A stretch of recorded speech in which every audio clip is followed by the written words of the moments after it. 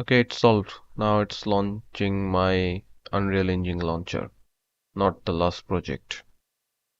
Okay, so I'm facing some weird issue today. So if I launch my Unreal Engine 5.2 from the Epic launcher, see what happens. See, it didn't launch the launcher.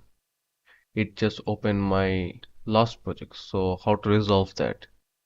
So first go to File, go to this one, Open Project, then just untick this one, always load last project on startup. Okay.